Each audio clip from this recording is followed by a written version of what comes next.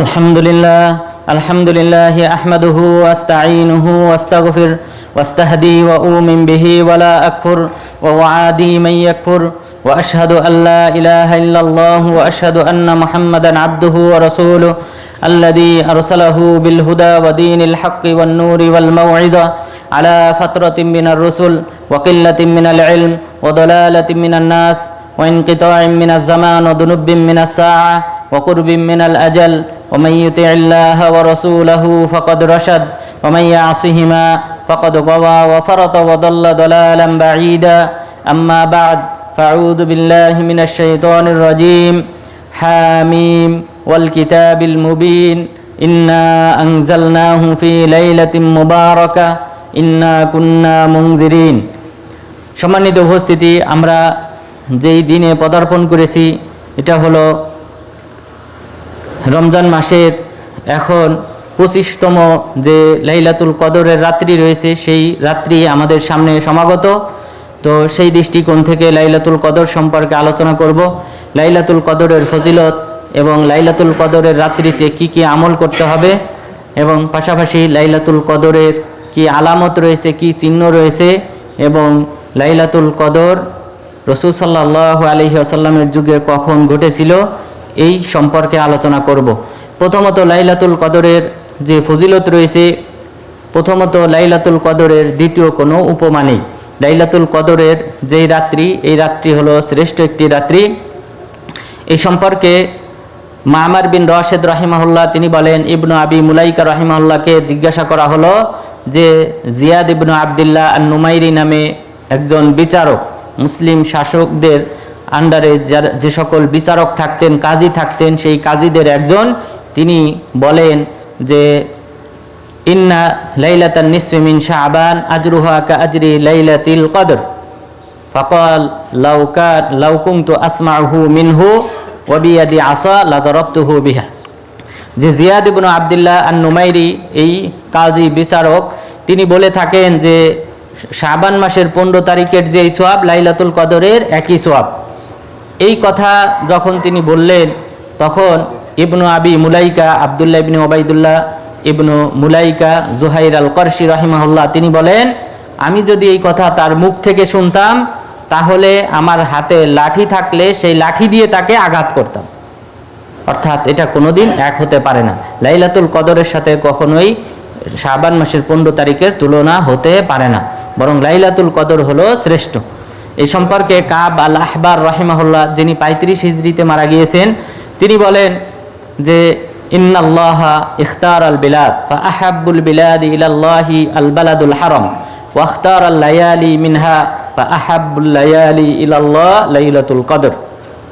যে আল্লাহ তাআলা পৃথিবী থেকে কিছু অঞ্চল চয়ন করেছেন, আর সেই অঞ্চলের মধ্যে শ্রেষ্ঠতম, সবচেয়ে প্রিয়তম অঞ্চল হলো আল্লাহ তাআলার নিকট যেই অঞ্চলে বাইতুল্লাহ রয়েছে, অর্থাৎ কাবাঘর, এই অঞ্চলটাই হলো আল্লাহ তাআলার নিকট সবচেয়ে প্রিয়। আর আল্লাহ তাআলা অনুরূপভাবে অনেক রাত্রিকে চয়ন করেছেন, আর সেই রাত্রির মধ্যে শ্রেষ্ঠতম রাত্রি হলো লাইলাতুল কদর। সুতরাং এই লাইলাতুল কদরের সাথে অন্য কোনো রাত্রির তুলনা হতে পারে না। এরপর লাইলাতুল কদর হলো একটি বরকতময় রজনী।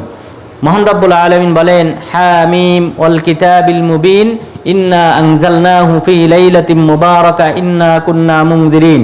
নিশ্চয়ই আমি এই কোরআনটাকে অবতীর্ণ করেছি একটি বরকতময় রজনীতে। সেই বরকতময় রজনী কোনটি? আমরা সবাই জানি, লাইলাতুল কদর। এই বরকতময় রজনী হিসেবে আল্লাহ তাআলা আখ্যায়িত করেছেন এই লাইলাতুল কদরকে। কেন বরকতময়? কেননা এই রাত্রিতে আল্লাহ তাআলা কোরআন অবতীর্ণ করেছেন। মহান রব্বুল আলামিন বলেন, ইন্না আনজালনাহু ফি লাইলাতিল কদর, নিশ্চয়ই আমি কদরের রাত্রিতে কোরআন অবতীর্ণ করেছি। সুতরাং কোরআন অবতীর্ণ হওয়ার কারণে এই রাতের মর্যাদা বেড়ে গেছে। লাইলাতুল কদরের মর্যাদা বেড়ে গেছে কোরআন অবতীর্ণ হওয়ার কারণে। এই কারণে আল্লাহ তাআলা এই রাত্রিকে সম্মানিত করেছেন। আর এই রাত্রিতে যেহেতু কোরআন অবতীর্ণ হয়েছে, সুতরাং এই রাত্রির মর্যাদা বেশি, কেননা কোরআনের মাধ্যমে আল্লাহ তাআলা প্রকৃতপক্ষে মানুষকে হিদায়াত প্রদান করেন।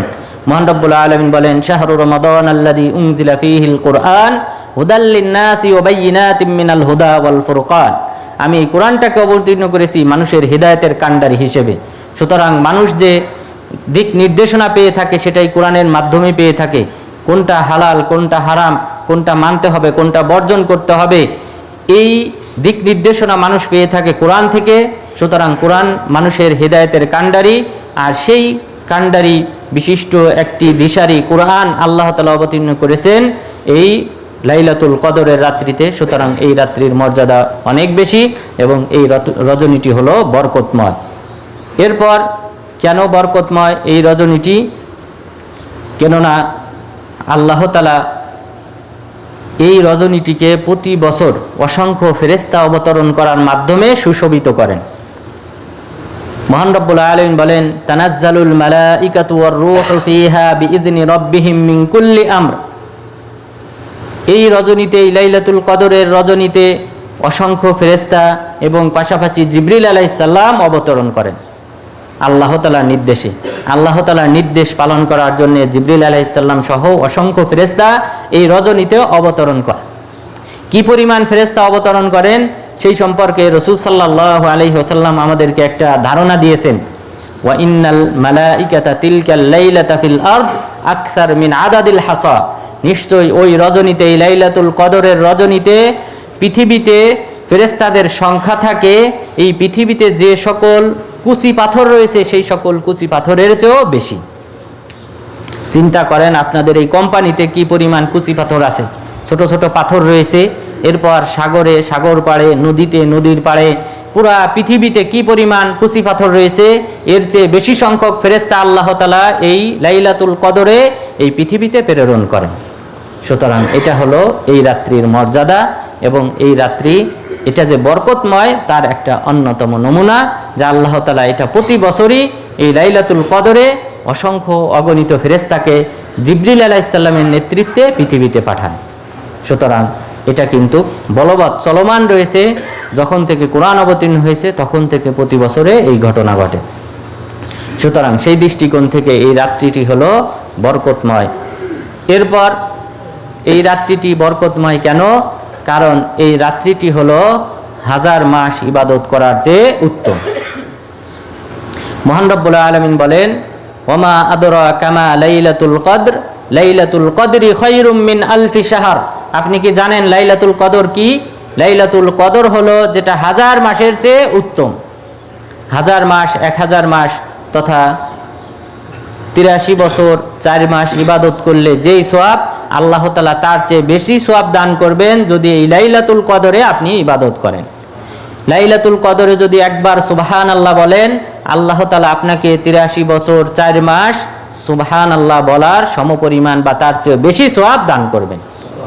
এইভাবে যদি আপনি একটি আয়াত তিলাওয়াত করেন এই লাইলাতুল কদরে 83 বছর 4 মাস, এই আয়াতটি তিলাওয়াত করলে যেই সওয়াব সেই সমপরিমাণ সওয়াব আল্লাহ তাআলা আপনাকে দান করবেন। যদি 1 রাকাত সালাত আদায় করেন তাহলে আল্লাহ তাআলা আপনাকে এই লাইলাতুল কদরে 83 বছর 4 মাস বা এর চেয়েও বেশি এই 1 রাকাত সালাত আদায় করলে যেই সওয়াব তার চেয়ে বেশি সওয়াব দান করবেন। এইভাবে প্রতিটি ইবাদত এই লাইলাতুল কদরের রাত্রিতে আপনি যে ইবাদতই করবেন আল্লাহ তাআলার, সেই ইবাদতটাকে আল্লাহ তাআলা 83 বছর 4 মাস ইবাদত করার চেয়ে বেশি সওয়াব দান করবেন। সুতরাং এটি হলো বরকতময় একটি রজনী।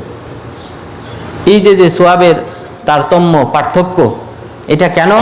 কারণ রাসূল সাল্লাল্লাহু আলাইহি ওয়াসাল্লাম বলেছেন, আমার উম্মতের বয়স হলো 60 থেকে 70 বছর।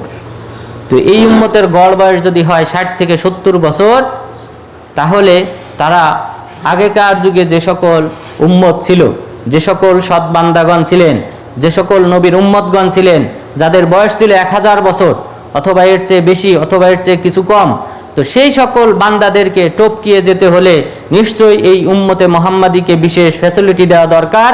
সে কারণে মহান রব্বুল আলামিন এই উম্মতে মুহাম্মাদিকে লাইলাতুল কদর দান করেছেন, যার মাধ্যমে হাজার হাজার বছর ইবাদত করার সমান সওয়াব তারা অর্জন করতে পারবে। এই কারণে আমি একটা পরিসংখ্যান করেছি, যদি কোনো ব্যক্তি 60 বছর বয়স পায়, এর মধ্যে 15 বছর যদি বালেগ হওয়ার বাবদ যদি বাদ দেওয়া হয়, 45 বছর তিনি যদি লাইলাতুল কদর পান, তাহলে তিনি 4000 বছর ইবাদত করার চেয়ে বেশি সওয়াবের হকদার হবেন। 4000 বছর, এটা আমাদের কল্পনাতীত। আমাদের সাধারণত এই জীবনে আমরা সাধারণত এই 83 বছরও অনেকেই বয়স পায় না, অধিকাংশ মানুষই তার আগেই মারা যায়, 50, 60, 30, 40 এর মাঝেই কিন্তু অধিকাংশ মানুষের মৃত্যু হয়। 80 বছর বয়স আপনার এলাকাতে আপনি খুঁজে পাবেন না, হাতে গোনা 2-1 ব্যক্তিকে পাবেন যাদের বয়স 80 বছর হয়েছে, 100 বছর হয়েছে। সুতরাং আল্লাহ তাআলা আমাদের আপনাদেরকে এই শুধুমাত্র এই একটি রাত্রিতে ইবাদতের মাধ্যমে আল্লাহ তাআলা আমাদেরকে এই 1000 মাস তথা 83 বছর বা 100 বছর ইবাদত কর সমান সব আল্লাহ তাআলা আমাদেরকে দান করবেন। সুতরাং অবশ্যই আমাদেরকে এই রাত্রিটাকে গুরুত্ব দিতে হবে। অবশ্যই এই রাত্রিটি হলো বরকতময় একটি রজনী। এরপর রাসূল সাল্লাল্লাহু আলাইহি ওয়াসাল্লাম এই কারণে বলেছেন, ওয়াফিহি লাইলা খায়রুম মিন আলফি শাহর মান হুরিমা খায়রাহা ফাকাদ হুরিম। এই রমজান মাসে এমন একটি রজনী রয়েছে যে রজনীটি 1000 মাসের চেয়ে উত্তম। যে ব্যক্তি এই কল্যাণ, এই লাইলাতুল কদরের কল্যাণ থেকে যে ব্যক্তি বঞ্চিত হলো, সেই হলো প্রকৃতপক্ষে কল্যাণ থেকে বঞ্চিত ব্যক্তি। সুতরাং আমরা যেন এরকম বঞ্চিত ব্যক্তি, হতভাগা ব্যক্তিদের অন্তর্ভুক্ত না হই। আল্লাহ তাআলা যেন আমাদেরকে লাইলাতুল কদর পাওয়ার তৌফিক দান করেন, আমিন। এই লাইলাতুল কদরটা কেন বরকতময়, কেন ফজিলতপূর্ণ? কেননা এই রাত্রিতে ইবাদত করলে আল্লাহ তাআলা ওই বান্দার পাপসমূহ ক্ষমা করে দেন। রাসূল সাল্লাল্লাহু আলাইহি ওয়াসাল্লাম বলেন, মান কামা লাইলাতুল কদরি ঈমানান ওয়া ইহতিসাবা গুফিরা লাহু মা তাকদ্দামা মিন যামবি। যদি কোনো ব্যক্তি এই লাইলাতুল কদরে ঈমানের সাথে সওয়াবের আশায় তারাবির সালাত আদায় করে, রাতের সালাত আদায় করে, তাহলে আল্লাহ তাআলা তার পূর্বের গুনাহসমূহ ক্ষমা করে দেবেন। সুতরাং আমাদের পাপ ক্ষমা পাওয়াটা এটা অত্যন্ত জরুরি। যেহেতু রাসূল সাল্লাল্লাহু আলাইহি ওয়াসাল্লাম মিম্বারে উঠলেন, 3 বার আমিন আমিন বললেন, এরপরে বললেন আমিন বলার পিছনে একটি কারণ হলো, যে ব্যক্তি রমজান মাস পেল অথচ পাপ ক্ষমা করে নিতে পারলো না, মারা গেল, সে জাহান্নামী হোক, জাহান্নামের দূরবর্তী স্থানে সে নিক্ষিপ্ত হোক, আপনি বলেন আমিন, তখন রাসূল সাল্লাল্লাহু আলাইহি ওয়াসাল্লাম বললেন আমিন। সুতরাং আমরা যেন এরকম দুর্ভাগা না হই, বরং আমরা যেন এই ক্ষমাটা অর্জন করতে পারি এই লাইলাতুল কদরের মাধ্যমে। এবং রমজান প্রায় শেষের পথে, আল্লাহ তাআলা যেন আমাদের সবাইকে এই লাইলাতুল কদর পাওয়ার মাধ্যমে এবং নিজেদের পাপসমূহ ক্ষমা করে নেওয়ার তৌফিক দান করেন, আমিন। এরপর এই লাইলাতুল কদরটা তবে একটি দিক থেকে লাইলাতুল কদরের চেয়ে অন্য একটা ইবাদতের মর্যাদা বেশি, সেটা হলো আল্লাহর রাস্তায় জিহাদ করা। আল্লাহর রাস্তায় জিহাদের সাথে অন্য কোনো ইবাদতের তুলনা হয় না এবং লাইলাতুল কদরেরও তুলনা হয় না। কেননা রাসূল সাল্লাল্লাহু আলাইহি ওয়াসাল্লাম বলেছেন, মাওকিফু সাআ ফি সাবিলিল্লাহ খায়রুম মিন কিয়ামি লাইলাতুল কদর ইনদাল হাজারিল আসওয়াদ। যে একটি মুহূর্ত আল্লাহর রাস্তায় ব্যয় করা, জিহাদের ময়দানে ব্যয় করাটা, এটা হলো উত্তম লাইলাতুল কদর উদযাপন করা হাজরে আসওয়াদের নিকটের চেয়ে। অর্থাৎ আপনি বাইতুল্লাহ লাইলাতুল কদর উদযাপন করলেন, বাইতুল্লাহ সেখানে আপনি সালাত আদায় করলেন, সেখানে সালাত আদায়ের সওয়াব আপনারা জানেন 1,00,000 গুণ বেশি। সেই এমন একটা স্থানে আপনি লাইলাতুল কদর পেলেন, কিন্তু সেই লাইলাতুল কদর পাওয়ার চেয়ে আল্লাহর রাস্তায় জিহাদের ময়দানে একটা মুহূর্ত হলো এর চেয়েও শ্রেষ্ঠ। সুতরাং আল্লাহ তাআলা জিহাদকারীদের, যারা আল্লাহর রাস্তায় জিহাদ করে, তাদের সওয়াবের পরিমাণ অত্যন্ত বেশি দান করবেন এবং সেটা লাইলাতুল কদরের চেয়েও বেশি, যেটা এই হাদিস থেকে বোঝা যায়। এছাড়াও আরও একটি হাদিস রয়েছে, রাসূল সাল্লাল্লাহু আলাইহি ওয়াসাল্লাম বলেন, আলা উনাব্বিউকুম বিআফদালি লাইলাতিন, আমি কি তোমাদেরকে এমন একটি রজনীর কথা বলবো না যেই রজনীটি হলো লাইলাতুল কদরের চেয়েও শ্রেষ্ঠ? এরপরে তিনি বললেন, হারাসা ফি সাবিলিল্লাহ বিআরদি খাউফ, যে ব্যক্তি পাহারা দেয় ভীতিকর ভয়ঙ্কর কোনো স্থানে, যেখানে কাফেররা যে কোনো সময় মুসলিমদের উপর আক্রমণ করতে পারে, এমন ভয়ঙ্কর স্থানে যদি কেউ পাহারা দেয় রাতের বেলায়, তাহলে ওই রাত্রিটা হলো শ্রেষ্ঠ, এমনকি লাইলাতুল কদরের চেয়েও। তাহলে এটাও আল্লাহর রাস্তায় জিহাদের অন্তর্ভুক্ত। তো আল্লাহর রাস্তায় জিহাদ, এই মুহূর্তগুলি হলো শ্রেষ্ঠ মুহূর্ত। এরপরে শ্রেষ্ঠ হলো লাইলাতুল কদর, এবং লাইলাতুল কদরের ফজিলত আপনারা ইতিপূর্বে জানলেন। এরপর লাইলাতুল কদর, এই লাইলাতুল কদরে আমরা কি কি আমল করব? লাইলাতুল কদরের যে সকল আমল রয়েছে তার মধ্যে প্রথমত হলো যে কোনো ইবাদত, আল্লাহ তাআলার আনুগত্য, যে কোনো ধরনের ইবাদত, সেই ইবাদতগুলির ব্যাপারে আমাদেরকে পরিশ্রমী হতে হবে, অলসতা করা যাবে না এই লাইলাতুল কদরগুলিতে। কেননা আয়েশা রাদিয়াল্লাহু আনহা তিনি বলেন, কানান নাবিয়্যু সাল্লাল্লাহু আলাইহি ওয়াসাল্লাম ইয়াজতাহিদু ফিল আশরিল আওয়াখির মা লা ইয়াজতাহিদু ফি গায়রি।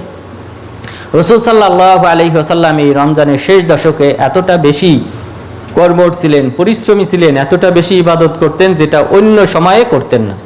সুতরাং এই শেষ দশকে অবশ্যই আমাদেরকে বেশি বেশি ইবাদত করতে হবে। যে কোনো ইবাদত, যে কোনো আমল আমাদেরকে বেশি বেশি করতে হবে।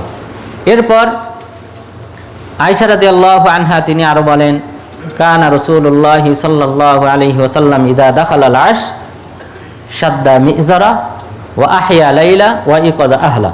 যে যখন শেষ দশক শুরু হতো তখন রাসূল সাল্লাল্লাহু আলাইহি ওয়াসাল্লাম তার কোমরকে শক্ত করে বাঁধতেন এবং তিনি রাত্রি জাগরণ করতেন, রাত জেগে থাকতেন, রাত জেগে আল্লাহ তাআলার ইবাদত করতেন এবং তার ফ্যামিলির সদস্যদেরকে জাগ্রত করতেন।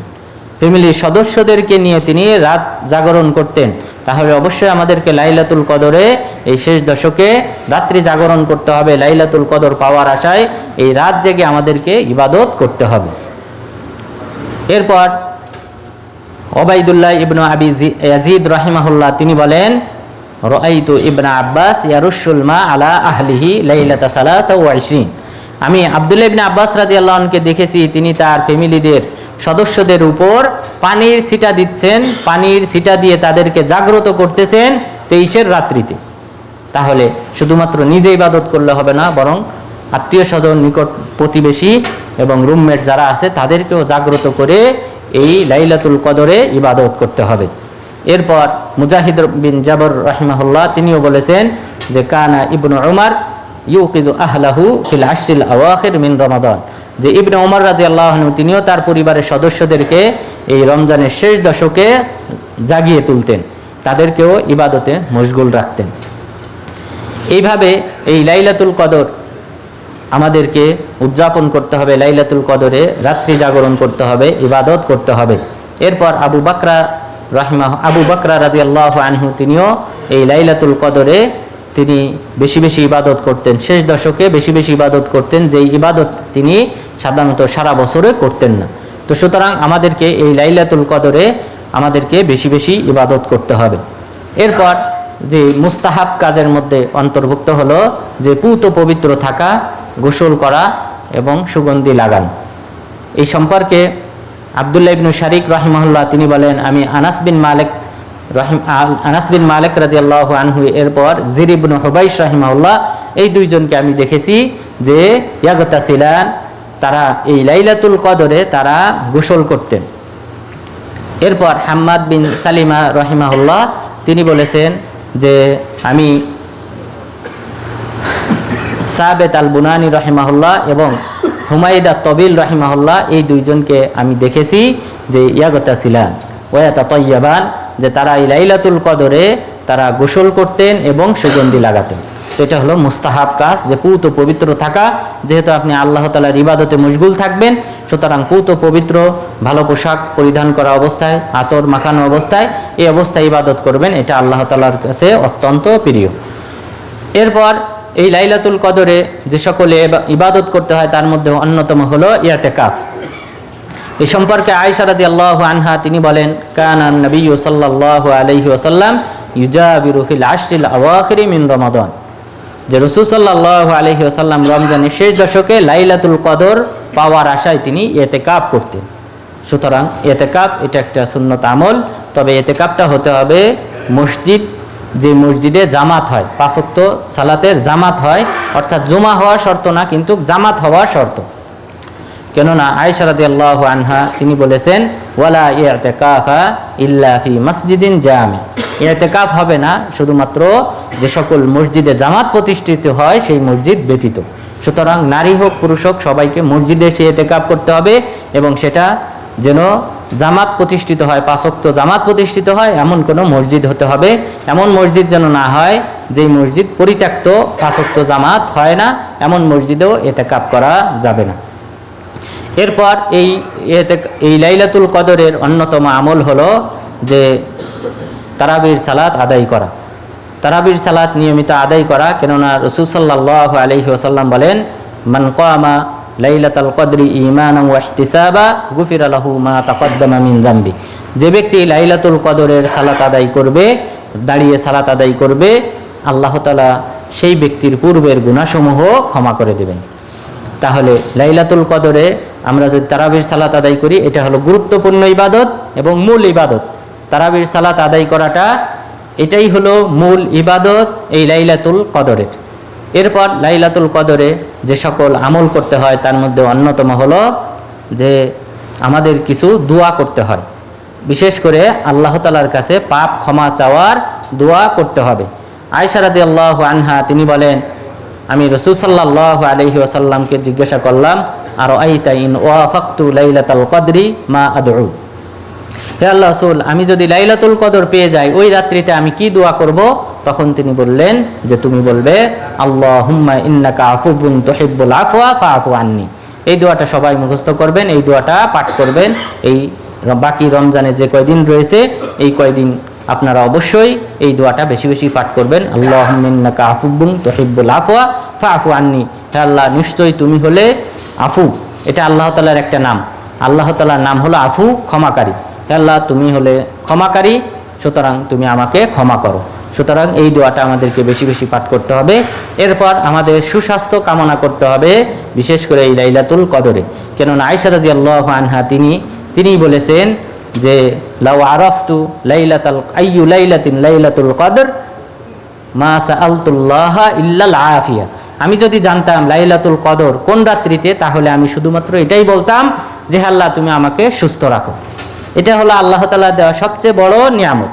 এই কারণে রাসূল সাল্লাল্লাহু আলাইহি ওয়াসাল্লাম বলেছেন, মা মিন দাওয়াতিন ইয়াদউ বিহাল আবদ আফদল মিন আইয়াকুল, যে কোনো বান্দা যে সকল দোয়া করে সেই সকল দোয়ার মধ্যে শ্রেষ্ঠতম দোয়া হলো আল্লাহুম্মা ইন্নী আসআলুকাল মুআফাতা ফিদ দুনিয়া ওয়াল আখিরা। হে আল্লাহ, আমি তোমার কাছে ইহকাল এবং পরকালে সুস্বাস্থ্য কামনা করি। অর্থাৎ পরকালে যেন আমাকে কোনো প্রকার শাস্তি না দেওয়া হয়, দুনিয়াতে যেন আমি সুস্থ থাকতে পারি, এই দোয়ার চেয়ে উত্তম কোনো দোয়া হতে পারে না। সুতরাং আমাদেরকে এই লাইলাতুল কদরে এই দোয়াটা, যে দোয়াটা রাসূল সাল্লাল্লাহু আলাইহি ওয়াসাল্লাম শিক্ষা দিয়েছেন, এবং পাশাপাশি সুস্বাস্থ্য কামনা করা, এই দোয়া আমাদেরকে করতে হবে। আল্লাহ তাআলা যেন আমাদের সবাইকে সুস্বাস্থ্যবান এবং কোনো প্রকার রোগ ব্যাধি এগুলি থেকে যেন আল্লাহ তাআলা মুক্ত থাকার তৌফিক দান করেন, আমিন। এরপর এই লাইলাতুল কদরের যে আমল, সেই আমলের মধ্যে অন্যতম একটা আমল হলো কোরআন তেলাওয়াত। ইব্রাহিম আন-নাখঈ রাহিমাহুল্লাহ তিনি কানা ইয়াখতিমুল কোরআন ফি কুল্লি সালাস, যে তিনি রমজান মাসে, পুরা রমজান মাসে প্রতি 3 দিনে একবার কোরআন খতম করতেন, এবং যখন শেষ দশক শুরু হতো তখন প্রতি 2 দিনে কোরআন খতম করতেন। অর্থাৎ এই লাইলাতুল কদরে কোরআন খতম করতে হয়, যেহেতু রাসূল সাল্লাল্লাহু আলাইহি ওয়াসাল্লাম তিনিও কোরআন খতম করতেন রমজানে। হিনা ইয়ালকাহু জিবরিল আলাইহিস সালাম যখন আসতেন, তিনি প্রতি রাতেই আসতেন এবং প্রতি রাতেই রাসূল সাল্লাল্লাহু আলাইহি ওয়াসাল্লামের কাছ থেকে কোরআন শুনতেন, এবং কোরআনের যদি কোনো তাফসীর জানার দরকার হয় সেটা তিনি জানিয়ে দিতেন। সুতরাং এইভাবে তিনি কোরআন খতম করতেন। যে বছর মারা যাবেন সে বছর 2 বার তিনি কোরআন খতম করেছেন এই রমজানে। তো সুতরাং কোরআন খতম করা এটা বিরাট একটা আমল এই লাইলাতুল কদরে। কেননা এই লাইলাতুল কদরে যেই ভালো কাজই করবেন সেই ভালো কাজকেই আল্লাহ তাআলা 83 বছরের চেয়ে বেশি ইবাদত করার সমান সওয়াব দান করবেন। সুতরাং আমাদেরকে অবশ্যই কোরআন তেলাওয়াত করতে হবে এই লাইলাতুল কদরে। এরপর গুরুত্বপূর্ণ যে পয়েন্ট, লাইলাতুল কদরের কোনো আলামত আছে কিনা, যে আলামত দেখে আমরা চিনতে পারি। লাইলাতুল কদরের কিছু আলামত রয়েছে যেটা পূর্বাভাস তথা ওই রাত্রিতে বোঝা যায়। আর কিছু আলামত রয়েছে যেটা ওই রাত্রি শেষ হওয়ার পর পরের দিন সকালে বোঝা যায়। তো যেই আলামতটা ওই রাত্রিতে বোঝা যাবে সেটা হলো, এটা সব সময় ঘটবে এমনটা না, হতে পারে। এর মধ্যে অন্যতম হলো যে বৃষ্টিপাত হওয়া। রাসূল সাল্লাল্লাহু আলাইহি ওয়াসাল্লাম তিনি বলেন যে রাআইতু কাআন্নী আসজুদু ফি মাইন ওয়া তিন, আমি দেখলাম আমি যেন সিজদা করতেছি কাদামাটি বিশিষ্ট স্থানে। আবু সাঈদ আল খুদরি রাদিয়াল্লাহু আনহু তিনি বলেন, এই লাইলাতুল কদরে রাসূল সাল্লাল্লাহু আলাইহি সাল্লাম স্বপ্ন দেখলেন যে বৃষ্টি হবে, আর ওই রাত্রিটি ছিল 21 রাত্রি, আর ওই রাত্রিতে বৃষ্টি হয়েছিল। তিনি যখন ফজরের সালাত আদায় করে বের হন তখন আমি দেখলাম তার কপালে এবং নাকে কাদামাটি লেগে রয়েছে। সুতরাং ওই বছর লাইলাতুল কদর হয়েছিল এবং ওই লাইলাতুল কদরে বৃষ্টিপাত হয়েছিল, এবং ওই রাত্রিটি ছিল 21 রাত্রি। এরপর তাহলে বৃষ্টিপাত হতে পারে, এটা একটা অন্যতম আলামত। এরপর অন্যতম আলামত হলো ওই রাত্রিতে আকাশটা পরিষ্কার থাকবে, কোনো প্রকার উত্তপ্ততা অর্থাৎ গরম এবং ঠান্ডা এরকম উভয়টার কোনোটাই হবে না, অর্থাৎ নাতিশীতোষ্ণ অবস্থায় থাকবে। কেননা রাসূল সাল্লাল্লাহু আলাইহি ওয়াসাল্লাম বলেছেন, হিয়া তলকা বালজা লা হাররা ওয়ালা বারিদা, যে ওই রাত্রিটা হবে যে পরিষ্কার পরিচ্ছন্ন, আকাশ থাকবে পরিষ্কার পরিচ্ছন্ন, অর্থাৎ চাঁদের যে আলো প্রজ্জ্বলতা সেটা স্পষ্ট থাকবে। নক্ষত্রের আলো এই চাঁদের আলোকে নিভিয়ে দিতে পারবে না, বরং চাঁদের আলোটাই স্পষ্ট থাকবে এবং পাশাপাশি না গরম এবং না ঠান্ডা এরকম পরিবেশ থাকবে ওই রাত্রিতে। এরপর এই লাইলাতুল কদর শেষ হওয়ার পর যে আলামত প্রকাশ পায় সেটা হলো রাসূল সাল্লাল্লাহু আলাইহি ওয়াসাল্লাম বলেছেন, আন তাতলু আশ-শামস বাইযা লা শুআ লাহা, যে পরের দিন সকালে সূর্যটা এমনভাবে উদিত হবে যে সে সুবর্ণ থাকবে, সাদা থাকবে, যেন তার আলো নাই, অর্থাৎ আলোর প্রখরতা কম থাকবে। অন্য রায়তে বলা হয়েছে হামরা যায়িফা, যে হালকা লাল বর্ণ বিশিষ্ট আলো থাকবে, অর্থাৎ অন্যদিন যেভাবে বেশি আলো নিয়ে প্রস্ফুটিত হয় ওরকম আলোর প্রখরতা থাকবে না, হালকা কিছু আলো থাকবে। এইভাবে সূর্যের যাত্রা শুরু হবে। তো এই হলো দুটি আলামত পূর্বে প্রকাশ পায়, একটি আলামত লাইলাতুল কদর শেষ হওয়ার পর প্রকাশ পায়। তো লাইলাতুল কদর সম্পর্কে আরও অনেক বিষয় রয়েছে। রাসূল সাল্লাল্লাহু আলাইহি ওয়াসাল্লামের যুগে সারসংক্ষেপ হলো লাইলাতুল কদর প্রতি বছর ভিন্ন ভিন্ন রাত্রিতে হয়, অর্থাৎ কোনো বছর 21-এ হয়, কোনো বছর 23-এ, কোনো বছর 25-এ, কোনো বছর 27-এ, কোনো বছর 29-এ, এইভাবে লাইলাতুল কদর হয়। আবু কিলাবা রাহিমাহুল্লাহ তিনি বলেছেন, লাইলাতুল কদরি তাজুলু ফি কুল্লি লায়ালি রমাদান, যে রমজান মাসের শেষ যে দশক রয়েছে এই দশকের মধ্যে ঘুরপাক খায় লাইলাতুল কদর। এবং রাসূল সাল্লাল্লাহু আলাইহি ওয়াসাল্লামের যুগে সেটাই ঘটেছে। এক বছর হয়েছিল লাইলাতুল কদর 21-এর রাত্রিতে, যেটা আবু সাঈদ আল খুদরি রাদিয়াল্লাহু আনহু থেকে বর্ণিত হয়েছে। আরেক বছর হয়েছিল 23-এর রাত্রিতে আব্দুল্লাহ ইবনে উনাইস আল জুহানি রাদিয়াল্লাহু আনহু, তিনি বললেন, হে আল্লাহর রাসূল, আমি গ্রামে বসবাস করি, আমার মসজিদে নববীতে এসে সালাত আদায় করা সম্ভব না, তো আপনি এমন একটা রাত্রির কথা বলেন যেই রাত্রিতে আমি লাইলাতুল কদর পাবো। তখন তিনি বললেন, ইনজিল লাইলাতা সালাসা ওয়া 20, তুমি 23-এর রাত্রিতে আসো। তো তাহলে ওই বছর লাইলাতুল কদর হয়েছিল 23-এর রাত্রিতে। এরপর 25-এর রাত্রিতে লাইলাতুল কদর হয়েছিল, সেটা হলো যে বছর কোরআন যে বছর অবতীর্ণ হয়, যেটা আব্দুল্লাহ ইবনে আব্বাস রাদিয়াল্লাহু আনহু থেকে বর্ণিত হয়েছে। এরপর 27-এর রাত্রিতে লাইলাতুল কদর হয়েছিল, এই মর্মে অনেকগুলি হাদিস রয়েছে, উবাই বিন কাব রাদিয়াল্লাহু আনহু থেকে, এরপর মুয়াবিয়া রাদিয়াল্লাহু আনহু থেকে, আব্দুল্লাহ ইবনে উমর রাদিয়াল্লাহু আনহু থেকে। তাহলে রাসূল সাল্লাল্লাহু আলাইহি সাল্লামের যুগে এই 4 রাত্রিতে লাইলাতুল কদর হয়েছিল, এটা নিশ্চিত সহিহ হাদিস দ্বারা সাব্যস্ত। 29-এর রাত্রিতেও লাইলাতুল কদর হতে পারে, যেহেতু রাসূল সাল্লাল্লাহু আলাইহি ওয়াসাল্লাম বলেছেন, ইলতামিসু লাইলাতাল কদরি ফিল বিতরি মিনাল আশরিল আওয়াখিরি মিন রমাদান, তোমরা রমজান মাসের শেষ দশকের বেজোড় রাত্রিতে লাইলাতুল কদর অন্বেষণ করো। সুতরাং 29-এও হতে পারে। তো আল্লাহ তাআলা যেন আমাদের সবাইকে লাইলাতুল কদর উদযাপন করার তৌফিক দান করেন, লাইলাতুল কদরের যে সকল ফজিলত রয়েছে সেই সকল ফজিলত অর্জন করার তৌফিক দান করেন, আমাদের পাপসমূহকে যেন ক্ষমা করেন এবং জান্নাতুল ফিরদাউসে যাওয়ার তৌফিক দান করেন। আমিন। ওয়া সাল্লাল্লাহু আলা নবিয়িনা মুহাম্মদ ওয়া আলা আলিহি ওয়া সাহবিহি আজমাইন।